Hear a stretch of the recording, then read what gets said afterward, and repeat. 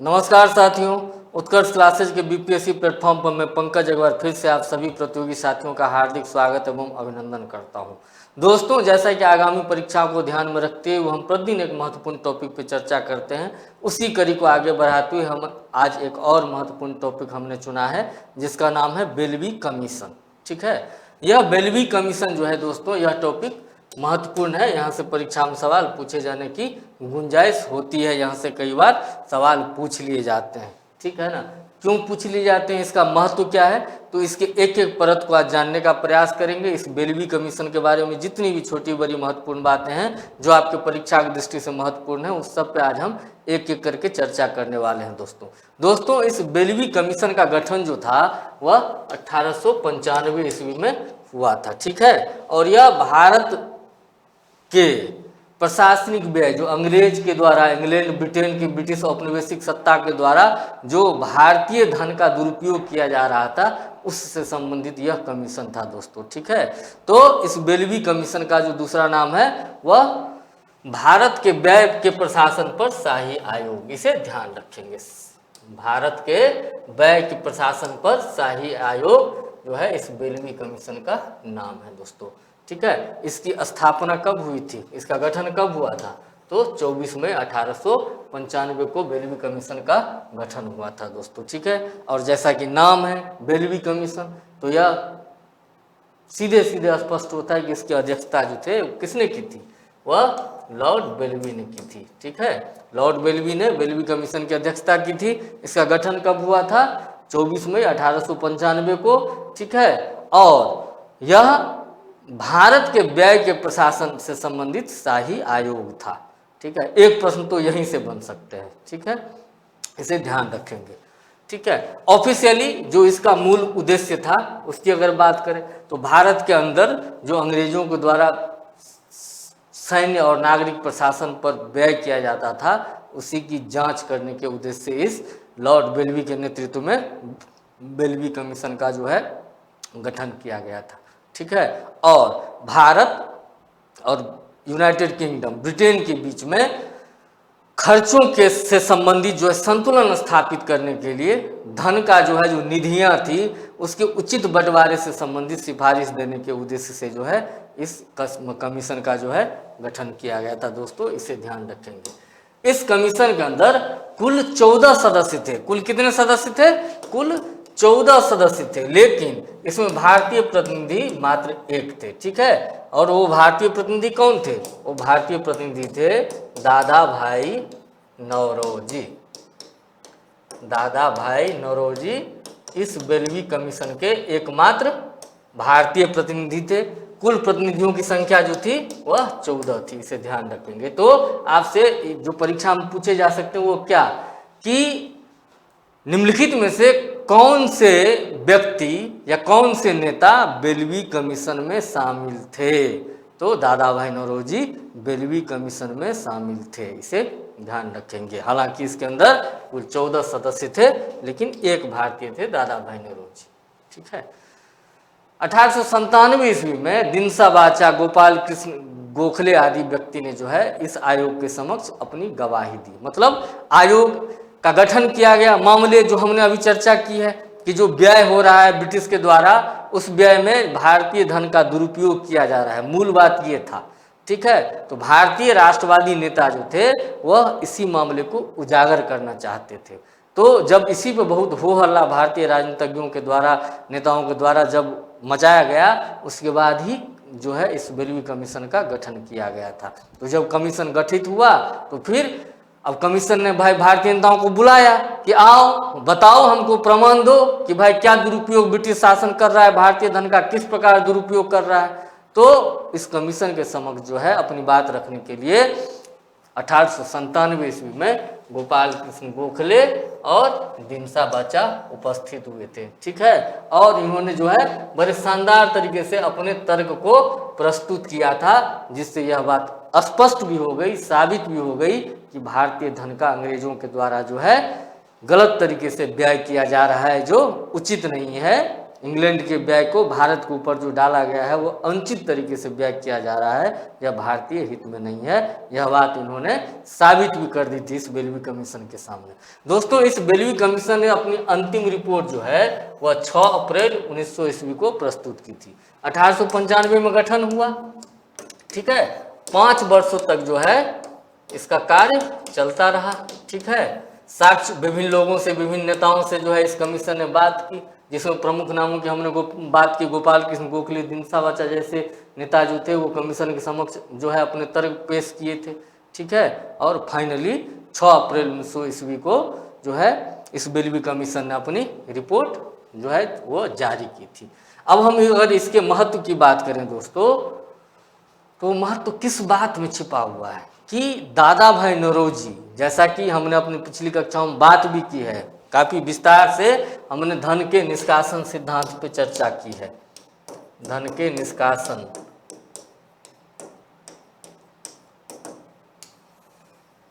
धन के निष्कासन, ड्रेन ऑफ वेल्थ थ्योरी, इसका जो है सूत्रपात किनके द्वारा किया गया था?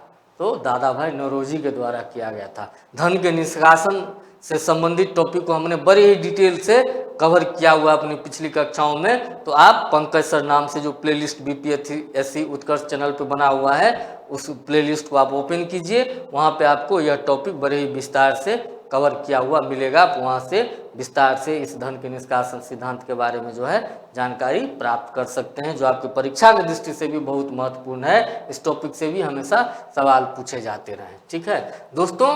तो इसका जो महत्व है वो इस बात में है कि दादा भाई नौरोजी ने जो इस सिद्धांत का प्रतिपादन किया था, ड्रेन ऑफ वेल्थ का, धन के निष्कासन का, कि किस प्रकार से जो है भारतीय धन का दुरुपयोग किया जा रहा है और इंग्लैंड जो है भेजा जा रहा है भारतीय धन को।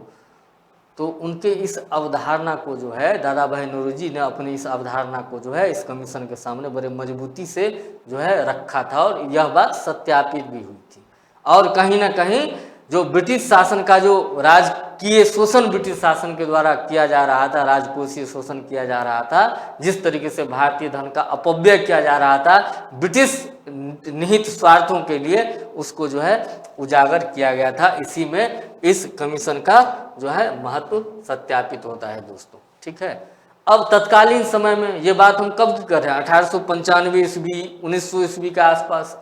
उस समय में जो भारतीय राष्ट्रवादी नेता थे, तो उनके लड़ने का तरीका क्या था?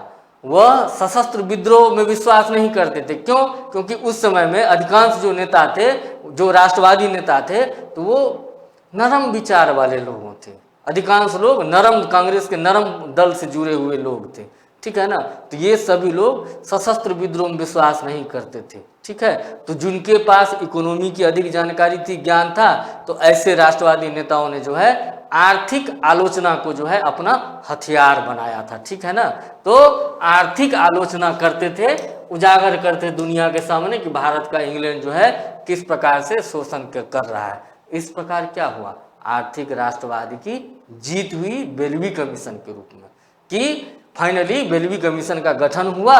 बेलवी कमीशन ने प्रमुख साक्ष्यों को अपने सामने पेश होने को कहा, साबित करने को कहा इस विचार को कि किस प्रकार जो है भारतीय धन का अपव्यय हो रहा है, भारतीय धन का जो है हानि हो रहा है, भारतीयों के धन का शोषण हो रहा है। इसको इस आयोग के समक्ष भारतीय नेताओं ने साबित भी किया था, सत्यापित भी किया था।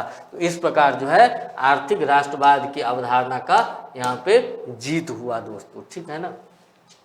दादा भाई नौरोजी ने इस आयोग के सामने जो होम चार्जेज था उसका मुद्दा उठाया था। अब होम चार्जेज का मतलब क्या होता है? होम चार्जेज के अंदर जो है क्या शामिल है? होम चार्जेज मतलब कि जो लंदन में भारत सचिव नाम का एक अधिकारी होता था, उसका जो कार्यालय होता था, ठीक है। जो भारत के अंदर काम करने वाले जो ब्रिटिश अधिकारी थे, उनका जो वेतन और पेंशन होता था, उनको जो विभिन्न प्रकार की सुविधाएं दी जाती थी, भारत द्वारा जो लिए गए कर्ज होता था, उस कर्ज का जो ब्याज होता था, ये सब भारतीय राजस्व से जबरन चुकाया जाता था। अब दरमाहा किसको दिया जा रहा है? वेतन किसको दिया जा रहा है? ब्रिटिश अधिकारी को। लेकिन कहाँ से दिया जा रहा है? तो भारतीय धन से दिया जा रहा है। तो इस होम चार्जेज का जो है दादा भाई नौरोजी ने मुद्दा जो है इस बेलवी कमीशन के सामने उठाया था दोस्तों, और उजागर किया था कि किस प्रकार भारतीय धन का जो है शोषण किया जा रहा है। ठीक है, इस आयोग के समक्ष भारतीय नेताओं ने इस मुद्दे को भी उठाया कि भारत में जो कृषि की दशा दयनीय हो गई है, जो गरीबी चरम पे पहुंच गया है, लोग बदहाल हुए पड़े हैं, इसका कारण कहीं ना कहीं धन का निष्कासन है और भारतीय धन का अंग्रेजों के द्वारा अपव्यय है दोस्तों। क्यों? क्योंकि अब अंग्रेज सरकार भारतीय कृषि के अंदर निवेश नहीं कर रही है। भाई भारतीय कृषि के अंदर निवेश करेगी तब तो अच्छी उपज के लिए किसान प्रयास करेंगे, अच्छे से खेती करेंगे, और अच्छी से खेती करेंगे तो अच्छी उपज होगी तो क्या होगी, देश के अंदर समृद्धि आएगी। और अगर अच्छी खेती किसानी नहीं हुई, अगर अच्छी उपज नहीं हुई किसी वर्ष, तो क्या होता था, अकाल आ जाता था, लोगों को दाने दाने के लिए लोग मोहताज हो जाते थे, ऐसी परिस्थितियां बन जाती थी दोस्तों। ठीक है ना, तो भारत की इस कृषि का जो अवसान हो रहा था, जो उपज नहीं हो रही थी, बार बार जो अकालों की बारंबारता थी, जो गरीबी बढ़ रहे थे, चरम पे पहुंच गए थे, तो इस सब के लिए कहीं ना कहीं जो है जो ब्रिटिश सैन्य खर्चे थे, जो अपव्यय किया जाता था भारतीय धन को, उसी को जिम्मेदार ठहराया गया था। तो इससे संबंधित बातें भी इस बेलवी कमीशन के सामने जो है वह भारतीय नेताओं ने जो है उजागर की कि भाई कृषि में निवेश ही नहीं कर रहे हो तो कैसे उपज होगा। ठीक है, और जब 1850 ईस्वी में भारतीय राष्ट्रीय कांग्रेस की स्थापना हुई थी, तो भारतीय राष्ट्रीय कांग्रेस की स्थापना के समय जो है नेताओं ने, कांग्रेस के जो राष्ट्रवादी नेता थे, उन्होंने उस समय भी 1850 ईस्वी में भी भारतीय धन के दुरुपयोग से संबंधित और जो सेना पे खर्च किया जा रहा था, उनको वेतन भत्ता जो है भारतीय धन से, कोष से दिया जा रहा था, तो इसकी जांच के लिए कि आखिर इसका सिनेरियो कैसा है। ठीक है, तो इसकी जांच के लिए भारतीय राष्ट्रीय कांग्रेस 1850 ईस्वी में अपने स्थापना के समय से ही एक समिति की मांग कर रही थी। ठीक है ना, तो उसी दबाव में जो है, उसी मांग को देखते हुए भी बेलवी कमीशन का जो है गठन किया गया था दोस्तों। तो कांग्रेस की जो प्रारंभिक मांग थी, कहीं ना कहीं यहाँ पे उसकी जीत हुई दोस्तों। ठीक है, अब इस 14 सदस्यीय आयोग में तो एक ही सदस्य थे भारतीय दादा भाई नौरोजी, बाकी जो 13 सदस्य थे कुल 14 सदस्यों में से, तो 13 सदस्य तो अंग्रेज थे। ठीक है, तो अब वो कैसे इनके तर्कों से सहमत होते, भारतीयों के तर्कों से वो सहमत नहीं हो सकते थे। तो इसलिए इस आयोग में जो है जो अधिकांश विदेशी मतलब ब्रिटेन के जो लोग शामिल थे, जो बाकी के 13 लोग थे दादा भाई नौरोजी के अलावे, उन सब ने जो है, सभी ब्रिटिश अधिकारियों ने जो है इसे दबाने की कोशिश की थी कि सही बातों का जो है यहाँ पे उजागर नहीं किया जाए दुनिया के सामने, लेकिन वो चला नहीं। अगर हम उनमें प्रमुख लोगों की बात करें तो एक व्यक्ति थे जॉर्ज कर्जन, कंफ्यूज नहीं होना है, ये जॉर्ज कर्जन और लॉर्ड कर्जन दोनों दो व्यक्ति थे। ठीक है, ये है जॉर्ज कर्जन और वो थे लॉर्ड कर्जन। कौन? जिन्होंने बंगाल का विभाजन किया था 1905 में, इसे ध्यान रखेंगे। बंगाल के विभाजन जो 1905 में करने वाले जो गवर्नर जनरल थे वो कौन थे? लॉर्ड कर्जन थे। तो नाम में कंफ्यूजन नहीं रखना है। और ये बेलवी कमीशन वाले जो कर्जन थे ये कौन थे? जॉर्ज कर्जन थे। ठीक है, तो नाम की वजह से गलती नहीं करना है। तो जॉर्ज कर्जन जो थे ये बेलवी कमीशन के सदस्य थे और दूसरे जो एक प्रमुख सदस्य थे लॉर्ड रॉबर्ट्स।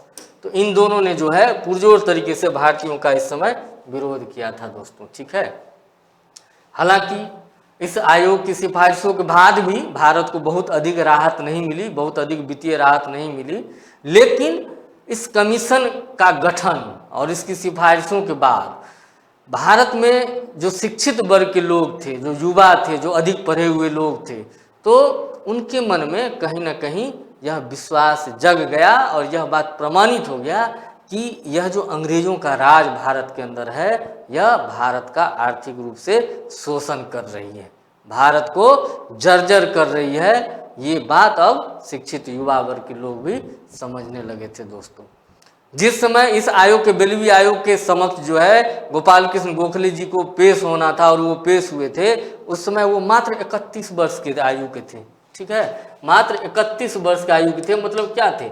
युवा थे। लेकिन इस आयोग के सामने भारतीय बजट से संबंधित इन्होंने एक शानदार तरीके से जो है अपना तर्क दिया था। ठीक है। इन्होंने बताया कि किस प्रकार सूडान और बर्मा के युद्धों को लड़ने के लिए भारतीय धन का जो है इन अंग्रेजों के द्वारा, इन साम्राज्यवादी शक्तियों के द्वारा जो है दुरुपयोग किया जा रहा है दोस्तों, ठीक है ना। तो इसलिए बेल्वी कमीशन के सामने जो साक्ष्य प्रस्तुत करने वाले लोग थे उसमें गोपाल कृष्ण गोखले, दिनसा बाचा जैसे नाम महत्वपूर्ण है, इसे ध्यान रखेंगे। इन लोगों ने जो है साक्ष्य दिए से और उजागर किया था समस्या को, ठीक है।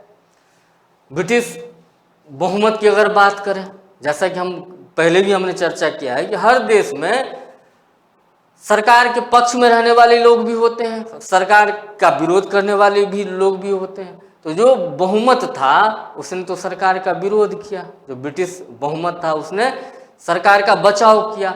लेकिन कुछ अंग्रेज ऐसे थे जो दादा भाई नौरोजी से प्रेरित थे, जुड़े हुए लोग थे, जैसे कि विलियम वेडरबर्न। इन्होंने 1889 ईस्वी में जब भारतीय राष्ट्रीय कांग्रेस का बम्बई अधिवेशन हुआ था तो इस बम्बई अधिवेशन की अध्यक्षता की थी विलियम वेडरबर्न ने, ठीक है। तो यह बात क्या दिखाता है कि कहीं ना कहीं यह भारतीय लोगों से जुड़े हुए लोग थे, भारतीय राष्ट्रीय आंदोलन के प्रति जो है इनका धीरे धीरे जो है रुख वह सकारात्मक दृष्टि से जुड़ता जा रहा था, ठीक है ना। ये भी ब्रिटिश शोषण के साथ नहीं थे, ठीक है।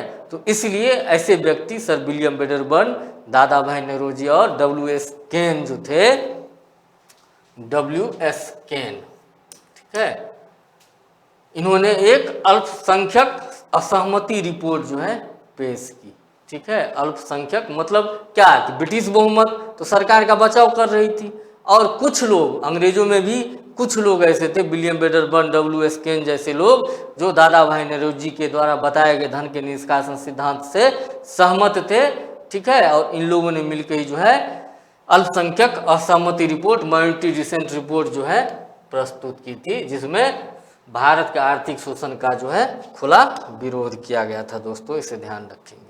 इस आयोग के रिपोर्ट के बाद ही ब्रिटिश संसद ने यह माना, उसने इस बात को स्वीकार किया। इससे पहले तो मानवे नहीं करता था, जो मन में आया किया, कोई देखने बुझने वाला था नहीं।